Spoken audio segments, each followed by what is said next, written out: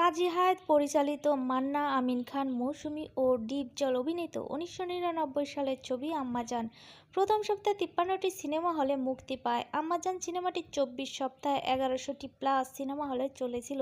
আম্মাজান সিনেমাটির বাজেট ছিল ১,২,০০,০০০ টাকা। আম্মাজান সিনেমাটি ১৯৯৯ সালে মুক্তির পর বক্স অফিস থেকে আয় করে ২০ কোটি টাকা প্লাস।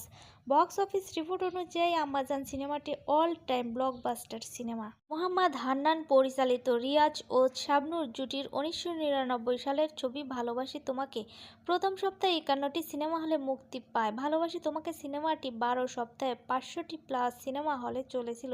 ভালোবাসি তোমাকে সিনেমাটির বাজেট ছিল ৮০ লক্ষ টাকা। ভালোবাসি তোমাকে সিনেমাটি ১৯৯৯ সালে ঈদুল আজহা উপলক্ষে মুক্তির পর বক্স অফিস থেকে আয় করে ৬ কোটি টাকা প্লাস।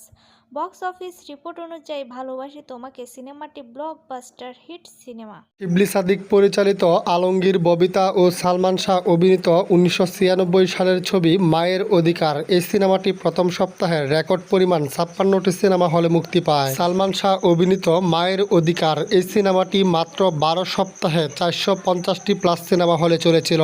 মায়ের অধিকার এই সিনেমাটির বাজেট ছিল প্রায় ৮০ লক্ষ টাকা। মায়ের অধিকার সিনেমাটি ১৯৯৬ সালে মুক্তির পর বক্স অফিস থেকে আয় করে ৮ কোটি টাকা প্লাস। বক্স অফিস রিপোর্ট অনুযায়ী মায়ের অধিকার সিনেমাটি অল টাইম ব্লকবাস্টার সিনেমা।